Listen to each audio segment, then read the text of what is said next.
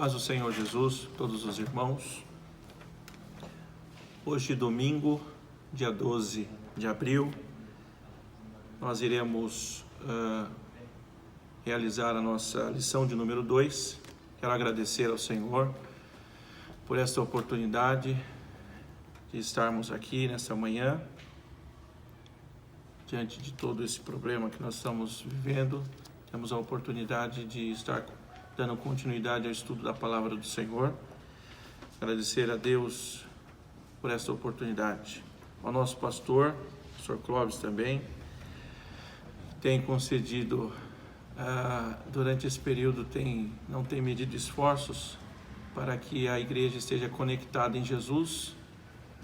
Ao nosso superintendente da escola dominical, o irmão Walter, que não mede esforços para realizar a obra do Senhor, e também aos nossos irmãos que estão se revelando nesse ministério, usando os recursos midiáticos.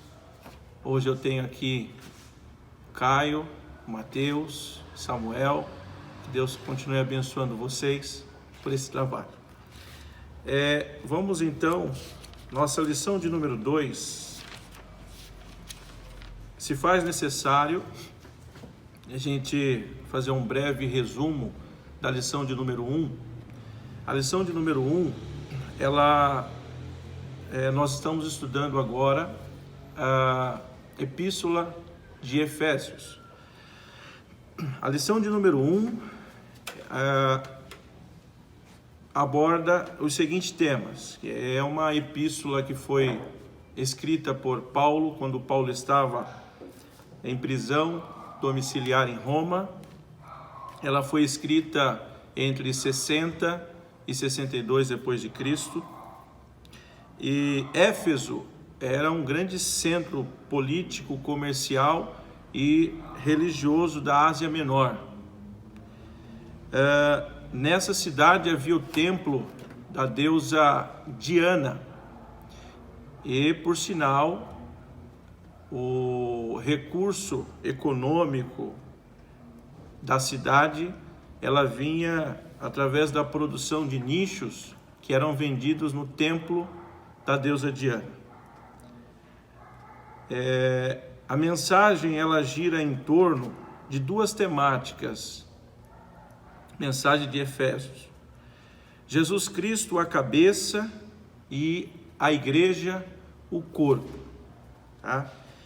E hoje nós vamos então falar sobre a lição de número 2, que tem como tema a sublimidade das bênçãos espirituais em Cristo. A lição, ela tem como texto áureo: Bendito o Deus e Pai de nosso Senhor Jesus Cristo, o qual nos abençoou com todas as bênçãos espirituais nos lugares celestiais. Efésios 1, versículo 3. Verdade prática: Deus nos elegeu em Cristo antes da fundação do mundo, para que desfrutássemos das bênçãos espirituais. Nossa leitura bíblica em classe está em Efésios, capítulo 1, versículo 3, 4 e do 9 ao 14. Bendito Deus e Pai de nosso Senhor Jesus Cristo, o qual nos abençoou com todas as bênçãos espirituais nos lugares celestiais em Cristo, como também nos elegeu nele antes da fundação do mundo, para que fôssemos santos e irrepreensíveis diante dele em amor, descobrindo-nos o mistério da sua vontade, segundo o seu beneplácito que propusera em si mesmo, de tornar a congregar em Cristo todas as coisas, na dispensação da plenitude dos tempos, tanto as que estão nos céus, como as que estão na terra. Nele, digo, em quem também fomos feitos herança, havendo sido predestinados conforme os propósitos daquele que faz todas as coisas, segundo o conselho da sua vontade, com o fim de sermos para louvor da sua glória, nós, os que primeiro esperamos em Cristo, em quem também vós estáis, depois que ouvistes a palavra da verdade, o evangelho da vossa salvação, e tendo nele também crido, fostes selados com o Espírito Santo da promessa, o qual é o penhor da nossa herança para a redenção da possessão de Deus, para louvor da sua glória. O objetivo geral da lição deste domingo é esclarecer as bênçãos espirituais concedidas por Jesus Cristo. E os objetivos específicos do tópico 1, refletir a respeito da nossa nova posição em Cristo. No tópico 2, evidenciar a realidade de uma vida cristocêntrica neste mundo. E o tópico 3, explicitar que o Espírito Santo desempenha importante papel no plano da salvação. A introdução diz-nos o seguinte: nesta lição, vamos abordar a grandeza, a excelência e a perfeição do projeto divino para conceder bênçãos espirituais aos seus escolhidos. Desde a eternidade, aprove a Deus executar um plano de restauração e reconciliação com a humanidade caída. Por isso que na carta o apóstolo Paulo se mostra profundamente agradecido pela revelação do mistério que estivera oculto desde todos os tempos. Ele nos convida a louvar e a glorificar a Deus pela sua bondade e misericórdia para com todos os pecadores. Aqui, na nossa introdução, nós já podemos notar que a importância é revelada aqui,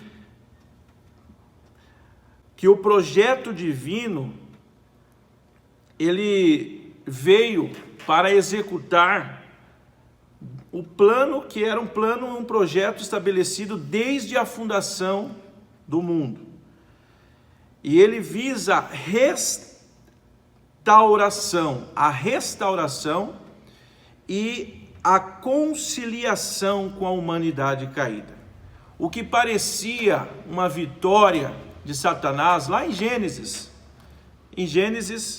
com o pecado de Adão e Eva, inicialmente parecia uma vitória de Satanás, mas na verdade se revelou como um projeto que já estava pré-definido por Deus. E quando a gente fala de restauração, a gente fala de recuperação, de reparação, ou seja, com o projeto que já estava estabelecido desde a fundação do mundo, Deus, na sua infinita sabedoria e o poder, ele já estava preparando uma recuperação que vinha por meio do seu projeto, em qual o próprio Senhor Jesus haveria de vir para morrer na cruz e se entregar pela humanidade. Quando a gente fala de reconciliação, a gente está falando de restabelecimento das boas relações com quem se estava brigado. Então, uma vez que em Gênesis, o primeiro homem, a saber, Adão, falha num propósito de servir a Deus, mas, como nós sabemos, a teologia cristã, ela deixa bem claro, e a própria Bíblia a gente consegue ver, que havia um propósito desde a fundação do mundo.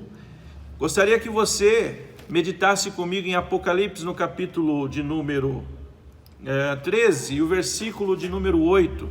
Vamos ver o que diz a palavra do Senhor. Todos os habitantes da terra adorarão a besta, a saber, todos aqueles que não tiveram seus nomes escritos no livro da vida do Cordeiro, que foi morto desde a criação do mundo. Chama a sua atenção para a parte final deste versículo. Desde a fundação do mundo. Como eu disse, o que parecia uma vitória de Satanás com a queda de Adão, se revelou na verdade como um propósito de Deus para enviar o seu Filho para nos conceder vida eterna.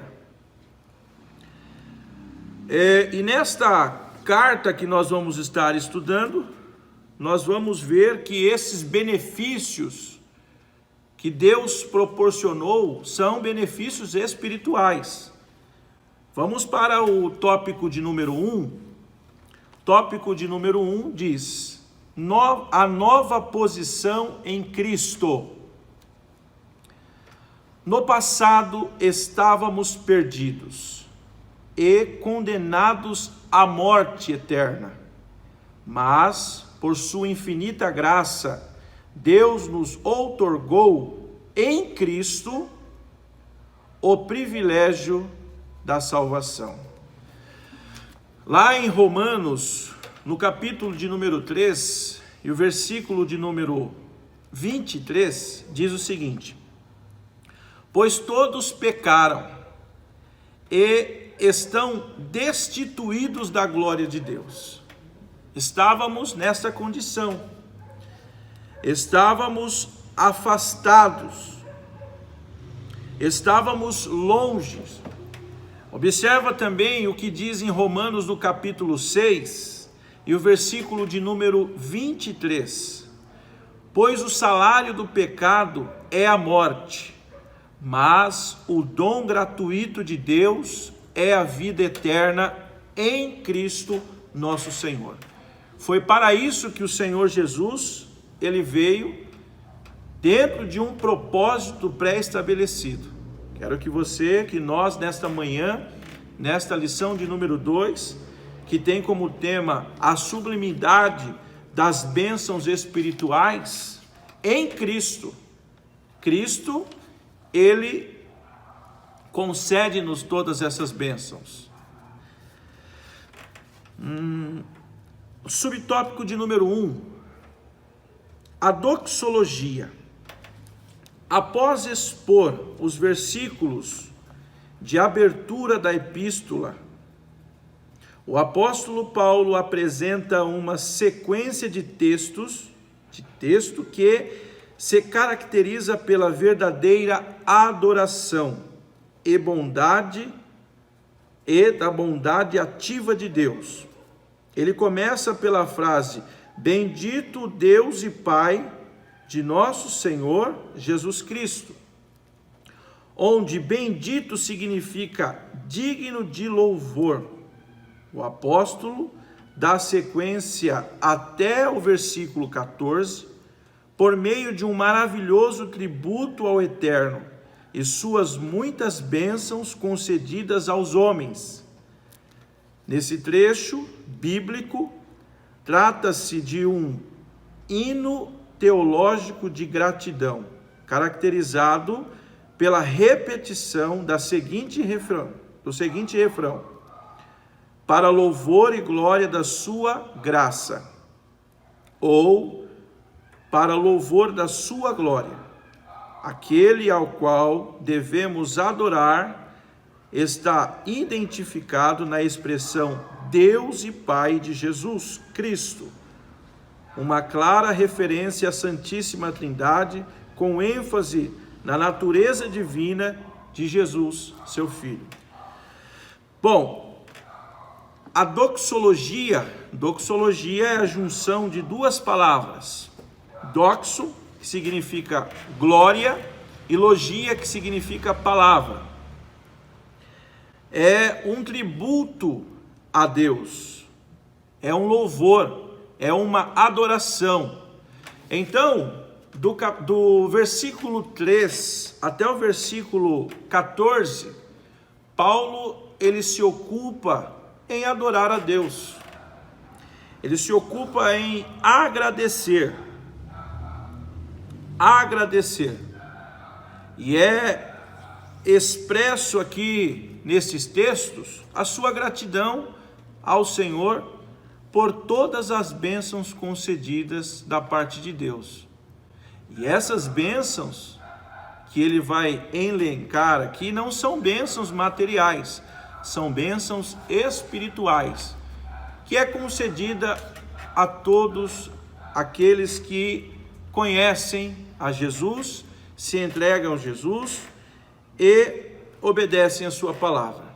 Paulo ele vai dizer neste capítulo de número 1, ele vai enumerar, ele vai dar uma lista de todas essas bênçãos que o Senhor Jesus concede à sua igreja.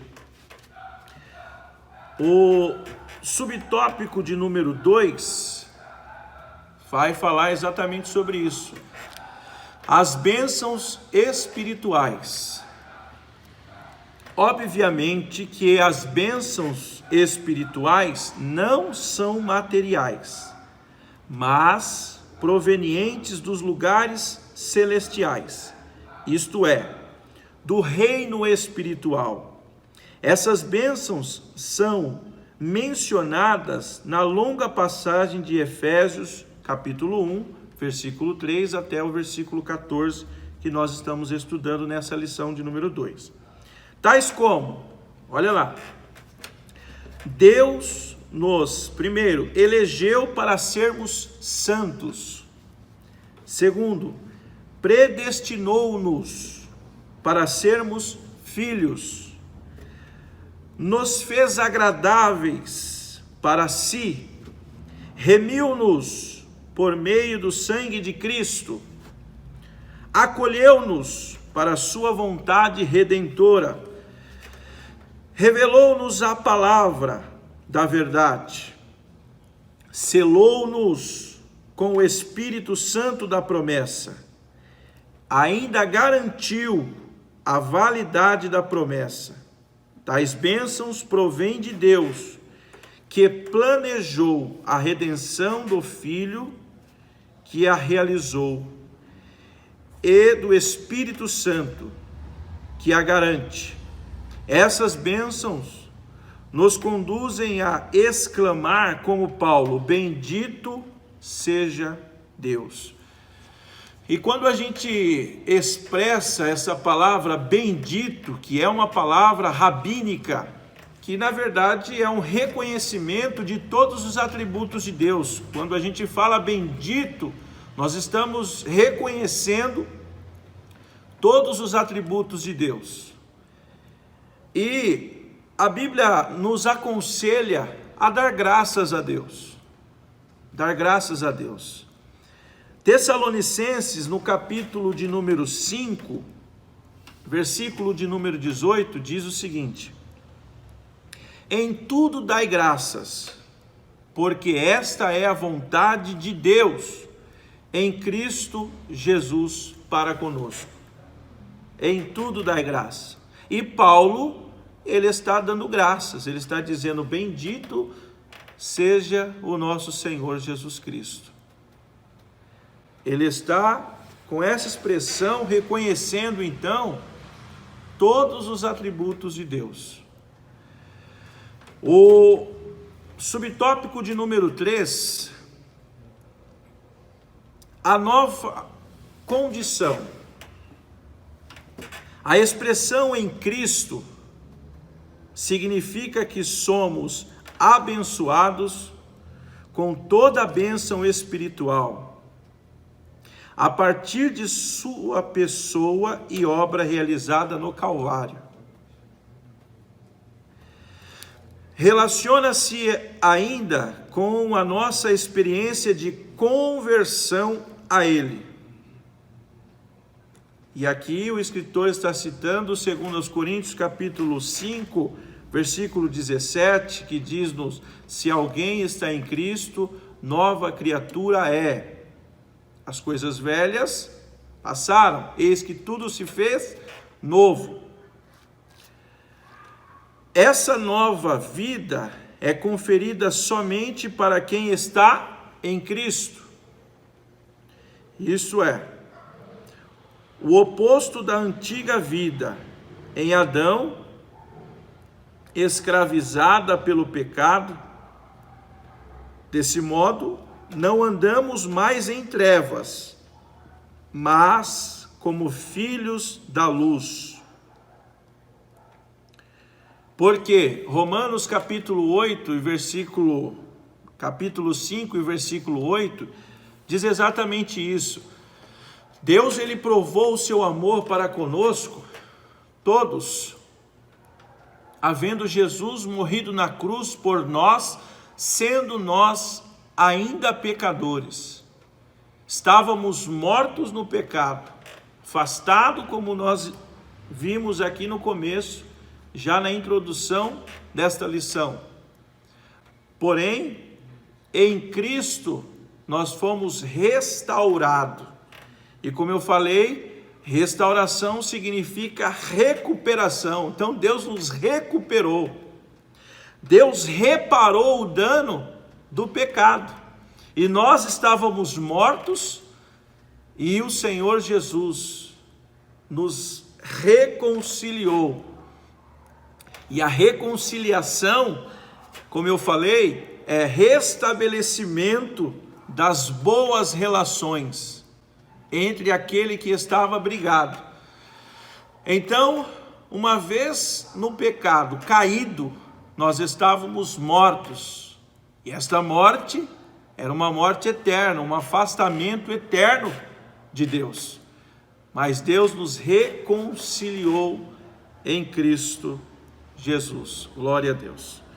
Portanto, nossa nova posição, continuando aqui o subtópico, portanto, nossa nova posição é caracterizada pela salvação em Cristo. E por isso, desfrutamos de todos os benefícios advindos dessa redenção.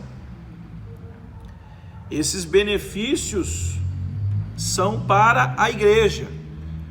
A carta de Paulo aqui aos Efésios, que por sinal, o pano de fundo é toda essa história de Éfesos, né? De Efésios. Você pode ler lá em Atos dos Apóstolos, capítulo 19. Certamente você vai lembrar, por exemplo, daquela passagem dos filhos de Cefas, que foram tentar expulsar um demônio que estava na vida de uma pessoa, e eles não conseguiram, apesar de terem dito ao demônio: eu te expulso em nome do Deus que Paulo prega, em nome de Paulo. E diante daquele evento, eles foram envergonhados e saíram dali sem conseguir expulsar. Isso aconteceu na cidade de Éfeso. Também aconteceu aquele grande alvoroço, porque Paulo estava pregando a palavra e durante 2 anos ele pregou lá em Éfeso. E aquelas pessoas que viviam da venda de nichos, que era a fonte financeira da cidade, porque muitas pessoas iam visitar o templo da deusa Diana e com isso eles vendiam esses nichos e a produção, todo o recurso econômico da cidade vinha dessa venda. E houve um grande alvoroço, porque Demétrio, você vai ver lá em Atos capítulo 19, ele levanta um motim, porque Paulo estava falando contra a adoração a deuses que não eram deuses. E isso levou a cidade a um grande alvoroço, mas que foi apaziguado pelo escrivão da cidade. Então, o pano de fundo da história de Efésios é a 3ª viagem missionária de Paulo lá na cidade. Então, diante dessa nova condição, nós sabemos que Romanos capítulo 8 e o versículo 28 diz que todas as coisas cooperam para o bem daqueles que amam a Deus, daqueles que são chamados segundo o seu propósito. E Paulo, ele nos recomenda, como recomendou a igreja de Tessalonicenses, que eu já citei aqui nesta manhã, em tudo dai graças. Por quê? Porque esta é a vontade de Deus. Em tudo dai graça. Então, a síntese do tópico 1, as bênçãos espirituais que os crentes receberam da parte de Deus possibilitam uma nova vida em Cristo e, portanto, devemos lhe ser agradecidos. Assim como Paulo, ele expressou a sua gratidão, eu e você, nós, a igreja, que fomos alcançados. Paulo, inclusive, fala isso. Efésios, capítulo de número 2. Efésios, capítulo de número 2, e o versículo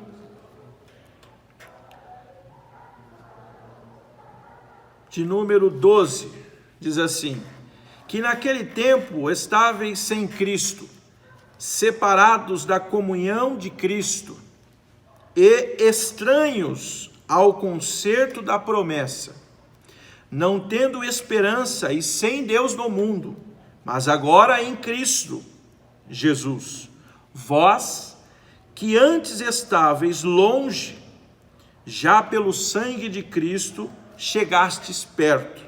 Olha só o versículo de número 14. Porque Ele é a nossa paz, o qual de ambos os povos fez um, e derribando a parede de separação que estava no meio. Ambos os povos. Lá em cima, o título da leitura diz o seguinte: os gentios e os judeus são unidos por Deus mediante a cruz de Cristo. Em Cristo, nós recebemos essas bem-aventuranças.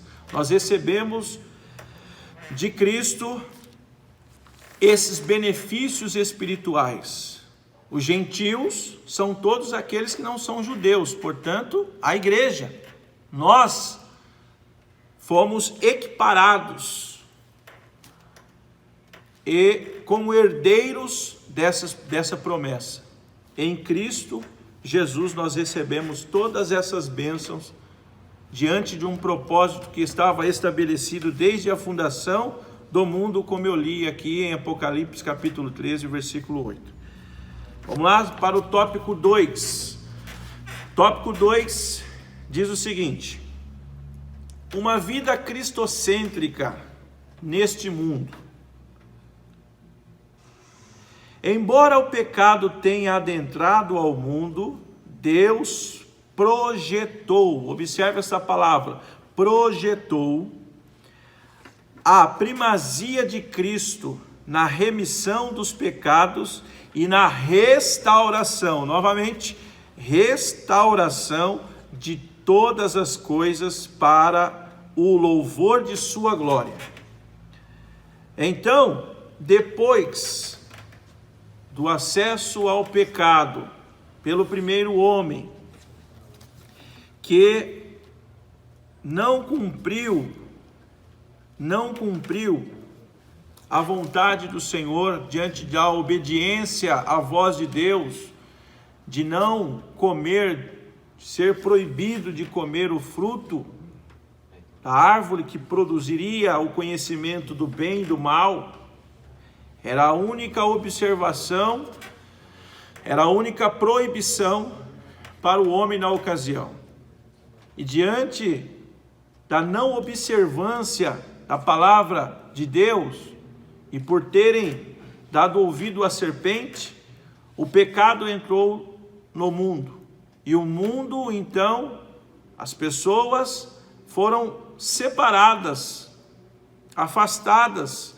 Porém, isso não foi, como eu disse, apesar de aparentemente parecer uma vitória de Satanás, isso não foi uma vitória. Só revelou um projeto, Deus projetou um projeto que estava estabelecido desde a fundação do mundo. E este projeto Mesmo em Gênesis, no capítulo 3 e no versículo de número 15, Deus já deixa bem claro a sua vitória.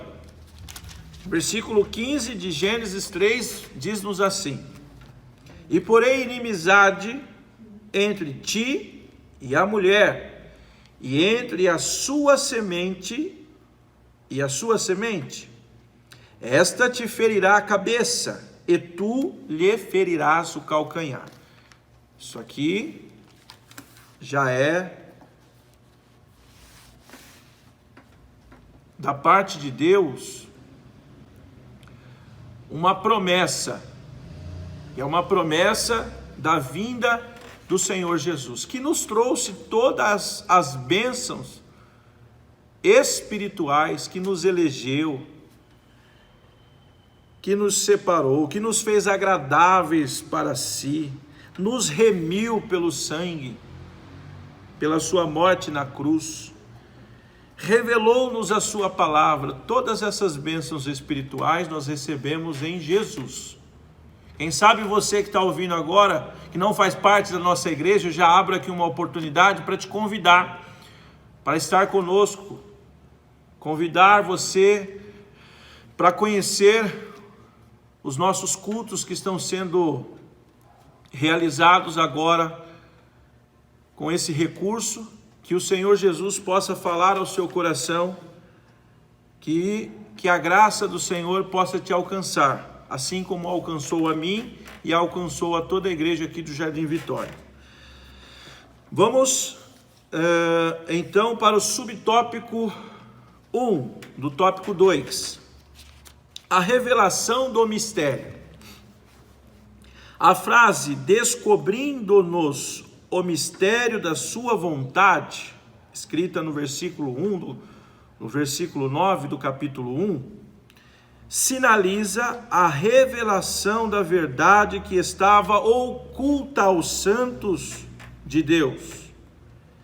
Essa verdade diz respeito aos decretos eternos que Deus planejara por sua soberana vontade, com o propósito de salvar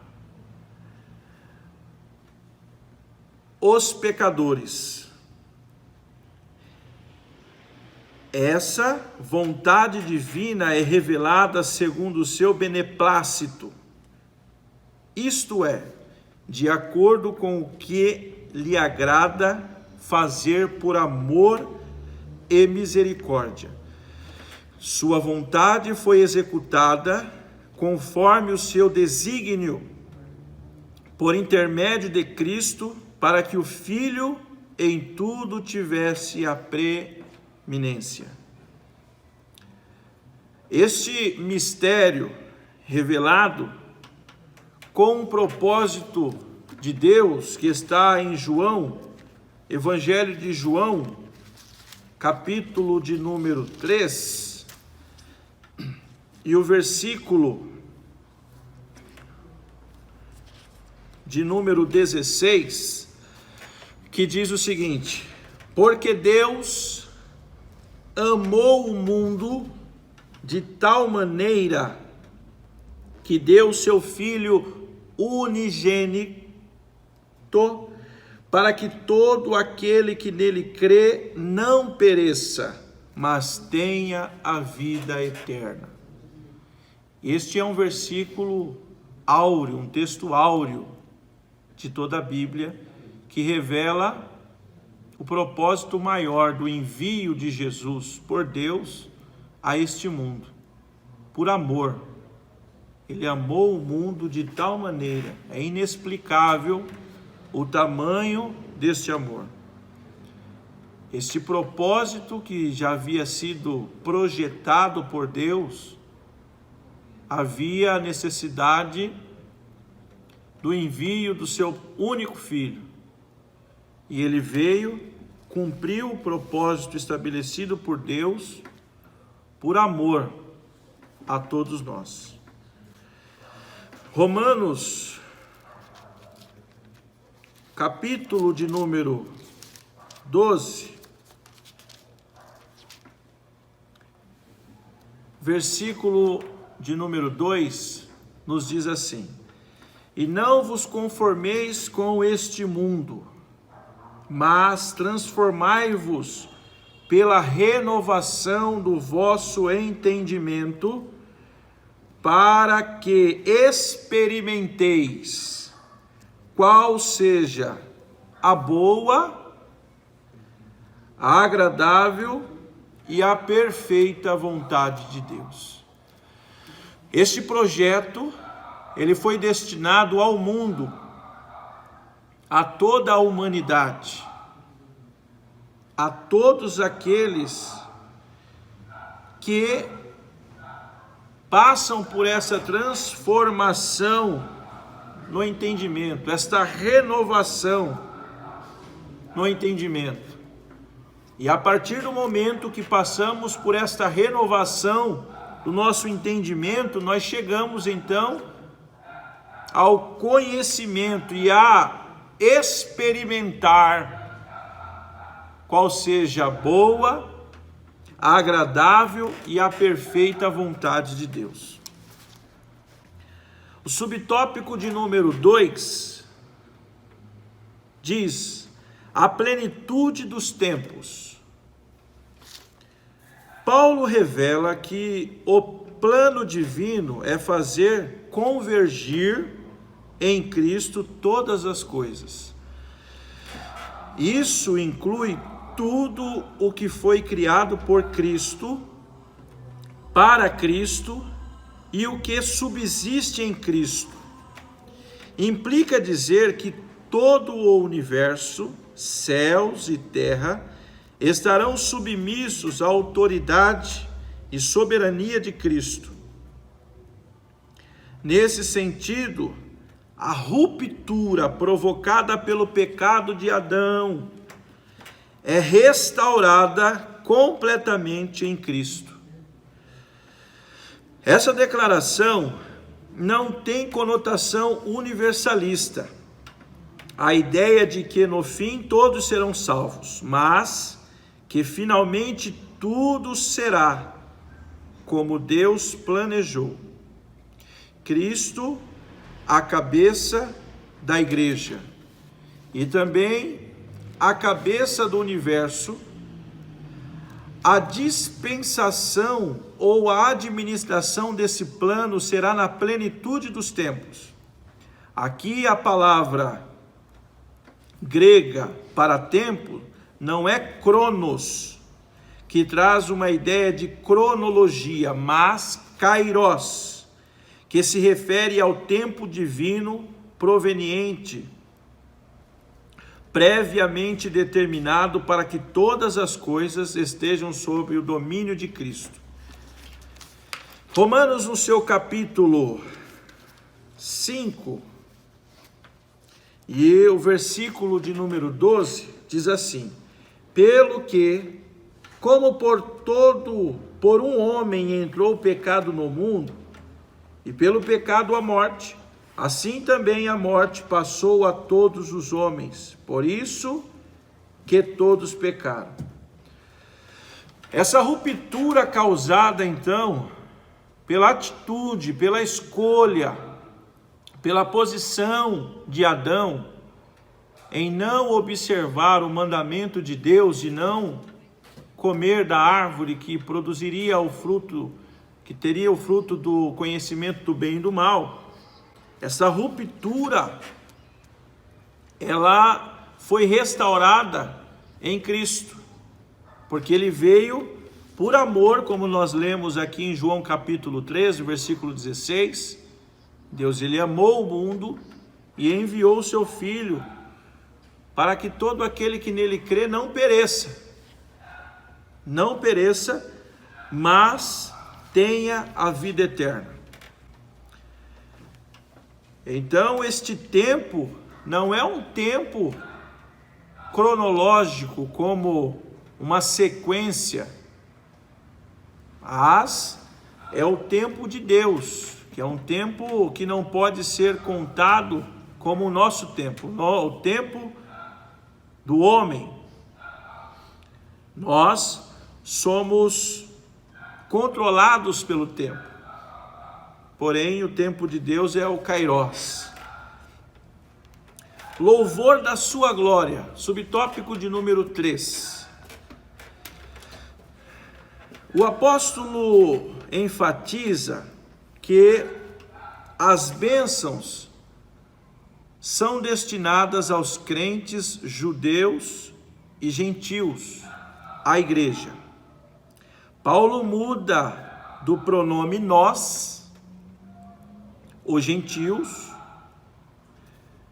para os judeus, aliás, para o também vós, os gentios, indicando que em Cristo os crentes de ambos os povos são herdeiros da promessa. Como nós lemos aqui em Efésios, no capítulo 2 e o versículo 14, ambos os povos Deus fez um.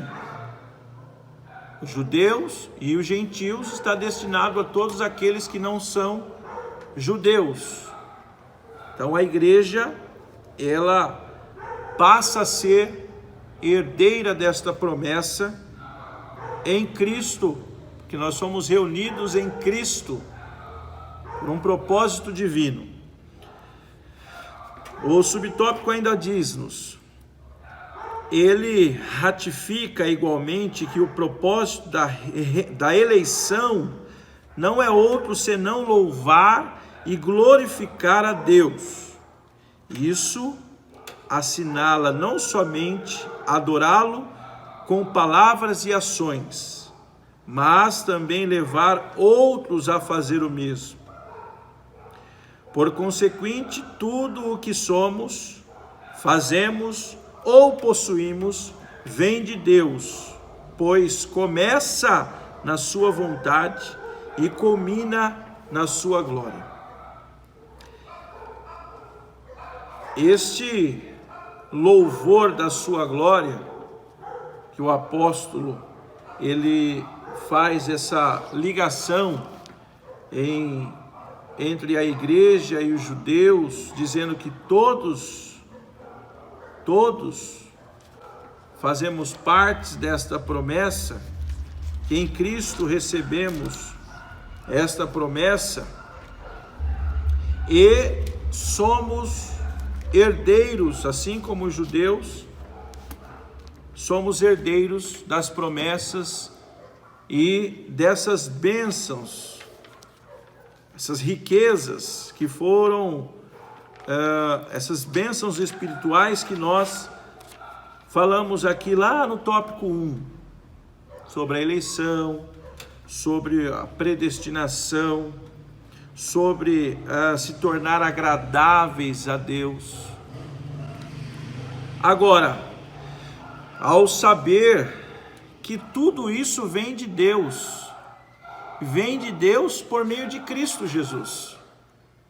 E nós, da mesma forma, devemos reconhecer que tudo que nós recebemos vem de Deus. Observe o que Davi vai falar lá no livro de Crônicas, primeiro livro de Crônicas,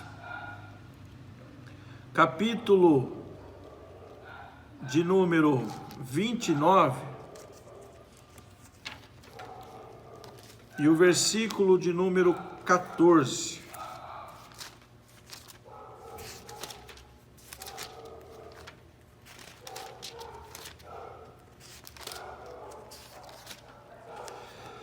Diz assim a palavra do Senhor: porque quem sou eu e quem é o meu povo, que tivéssemos poder para tão voluntariamente dar semelhantes coisas?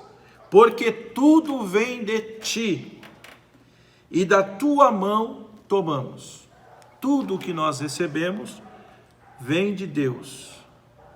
E em Cristo nós recebemos todas essas bênçãos que foi prometidas à igreja, porque nós somos unidos em Cristo Jesus.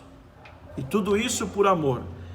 Então, a síntese do tópico 2 diz assim: os decretos eternos planejados por Deus e executados por Cristo, e inclui a salvação dos pecadores e a restauração de todas as coisas. Restauração. Este propósito e este projeto de Deus era unicamente que em Cristo restaurar todas as coisas. Na leitura bíblica em classe, versículo de número 10, diz assim: de tornar a congregar em Cristo todas as coisas, na dispensação da plenitude dos tempos, tanto as que estão nos céus, como as que estão na terra. Todas as coisas em Cristo foram então unidas, e nós como igreja recebemos então da parte de Deus esta oportunidade de ser unidos e sermos herdeiros de todas essas promessas. Louvado seja Deus por isso. Vamos então ao tópico de número 3. Tópico de número 3. O Espírito Santo, penhor da nossa herança. O Espírito Santo desempenha importante papel no plano da salvação idealizado por Deus Pai. Bom, João, no capítulo 16 do Evangelho de João, e o versículo de número 7, diz-nos assim, versículo de número 7 e o versículo de número 8 também. Todavia, digo-vos a verdade, que vos convém que eu vá. Isso são palavras de Jesus, tá? Porque se eu não for, o Consolador não virá a vós. Mas se eu for, enviar-vos-ei. Versículo 8. E quando ele vier, convencerá o mundo do pecado, e da justiça e do juízo. O Espírito Santo, ele tem um importante papel para fazer-nos, nós e todo ser humano, para se transformar e se tornar um herdeiro dessas bênçãos. Primeiro é ele que convence o homem. E quando o homem aceita, através da mensagem da palavra de Deus, é convencido pelo Espírito Santo, ele deixa de ser criatura para ser filho. Observe o que o próprio João fala aqui no versículo 12, no capítulo 1, capítulo 1 de João, e o versículo 12.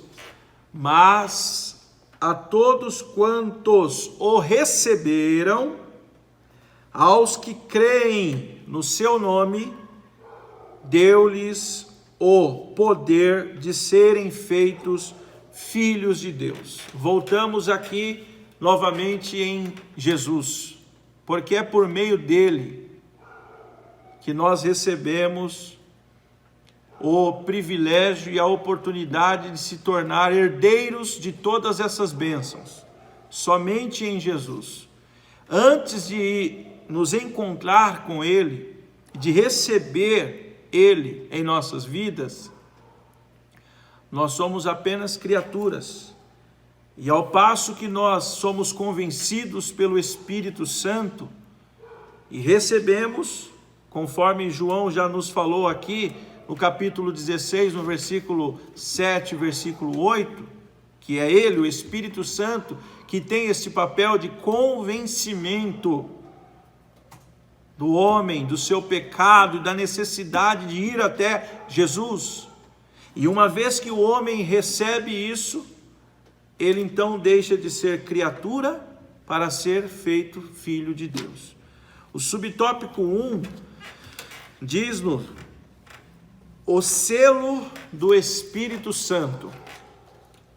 Aquele que ouve a palavra de Deus, o evangelho da salvação, e que por meio da fé se rende a Cristo, recebe o selo do Espírito Santo no momento da conversão.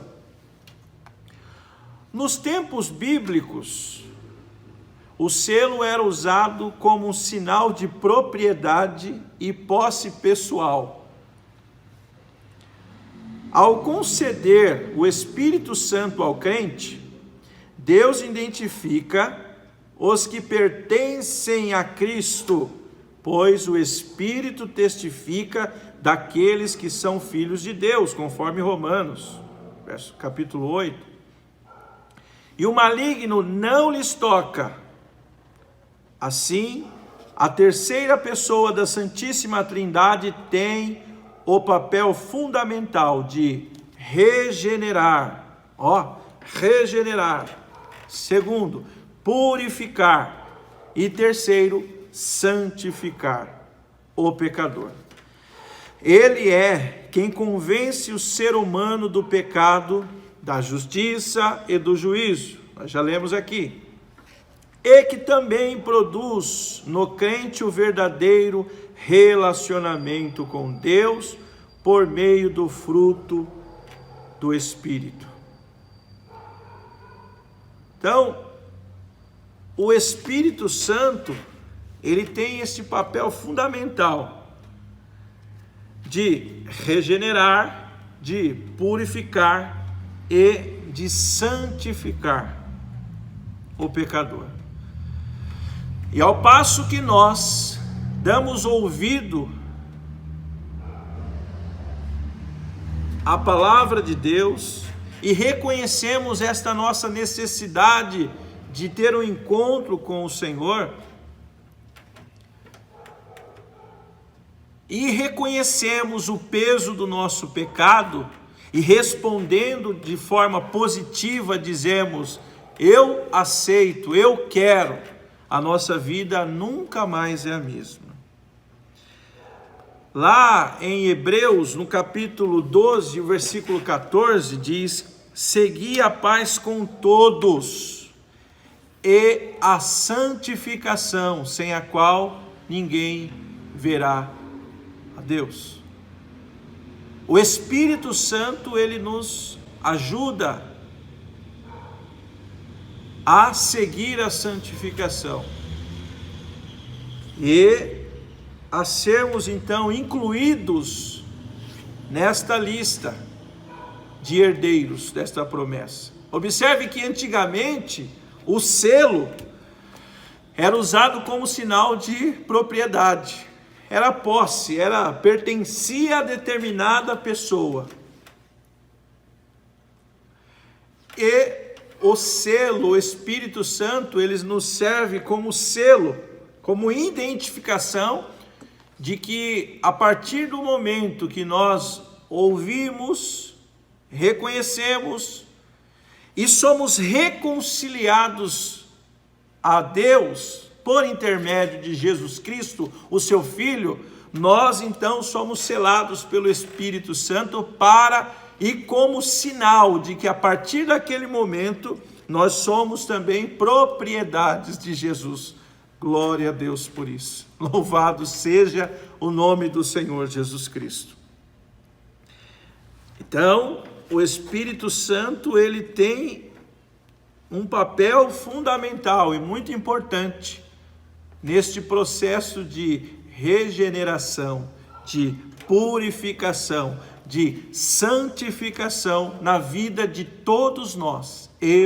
Você que está me vendo agora, todos nós passamos por intermédio do Espírito Santo, reconhecendo a nossa condição de pecado, somos então reconciliados. Lembra que eu falei que a reconciliação é o restabelecimento das relações que estavam quebradas. E a restauração é recuperação Deus está nos recuperando por meio de Jesus. E o Espírito Santo nos leva a Cristo. O subtópico 2 diz assim: o penhor da nossa herança.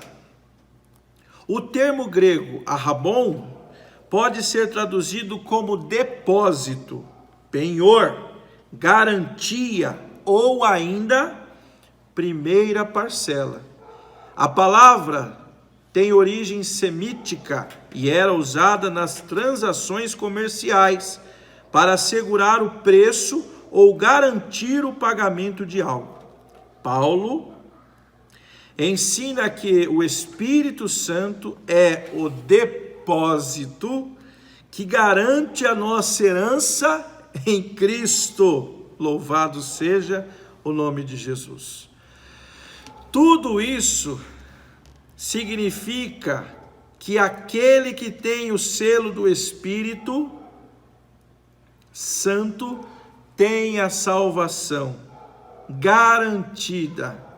Porém, observe, isso não quer dizer que o crente está salvo para sempre,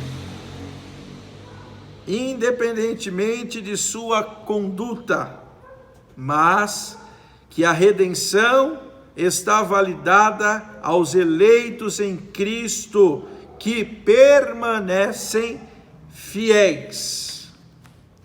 Mateus, capítulo de número 24, e o versículo de número 13, diz assim: mas aquele que permanecer até o fim será salvo. Porque algumas teorias dizem que uma vez salvo, salvo para sempre. Então você pode fazer o que você bem entender, o que você quiser, as suas atitudes não vão determinar, não vão influenciar a tua salvação. Porém, o que a Bíblia está dizendo é que o penhor, o depósito, é a garantia, o Espírito Santo, que nós, sendo obedientes à sua palavra, e chamo a sua atenção novamente para o versículo 13 do capítulo 24 do Evangelho de Mateus: mas aquele que permanecer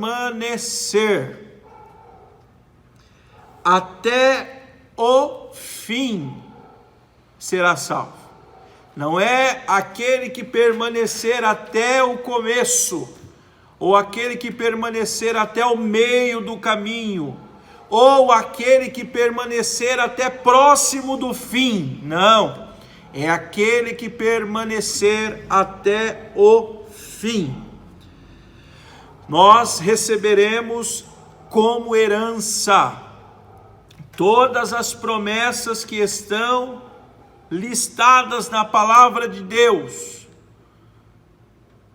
indo até o fim. O Espírito Santo é o penhor, o Espírito Santo é o selo que diz-nos, a partir do momento que você levantou a sua mão para Cristo, que abriu a porta do seu coração, conforme Apocalipse capítulo 2, verso 20: eis que estou à porta e bato, se alguém ouvir a minha voz e abrir a porta, eu entrarei, cearei com ele, e a sua vida nunca mais será a mesma. Apocalipse capítulo 3, versículo 20: eis que estou à porta e bato. Isso é Jesus falando. Se alguém ouvir a minha voz e abrir a porta, ele diz, entrarei em sua casa, corpo, morada, e com ele cearei, e ele ceará comigo. Ok? Então, que possamos atender-nos e, sobretudo, ficar atentos e guardar-nos o que nós temos. Que foi esse o conselho que o Senhor Jesus também deu à igreja. Guarde o que tem para que ninguém tome a sua coroa. Tá? Ao que vencer, e não vencemos no começo, não vencemos no meio, mas no fim, louvado seja Deus. Síntese do tópico 3 vai dizer assim: o Espírito Santo faz morada na vida daqueles que recebem a salvação, os identifica como pertencentes a Cristo, ele lhes garante a vida eterna. Então, o Espírito Santo faz morada na vida de todo aquele que recebe a salvação. Eu acredito que você que está me vendo agora, está me ouvindo, já tem recebido o Espírito Santo como selo e como penhor e como garantia de que você está no caminho à Nova Jerusalém. Que o Senhor Jesus possa nos fortalecer a prosseguirmos firmes neste propósito, para recebermos esta herança. A conclusão, para finalizar a nossa aula de hoje, domingo, dia 12 de abril do ano de 2020. Finalizando a nossa lição, a conclusão vai nos dizer o seguinte: nessa porção da epístola aos Efésios, o plano divino revelado resulta na reconciliação do ser humano com Deus, por meio de Cristo, e na restauração de todas as coisas, visíveis e invisíveis. Ambos os propósitos devem redundar em louvor e glória ao Deus eterno. Na plenitude dos tempos, todo o desígnio divino estará plenamente executado. Chama a sua atenção para você visitar também a nossa sala lá no Google Classroom. Você vai ver a descrição aqui do acesso. Acesse lá, porque você vai ter as perguntas, as questões desta lição e da lição anterior, que é a lição número 1, para você responder. Então você responde e depois nós vamos encaminhar para você a sua nota, todos os recursos que nós estamos utilizando para continuar o estudo da palavra do Senhor e os cultos neste período de pandemia. Que Deus abençoe a todos, em nome do Senhor Jesus.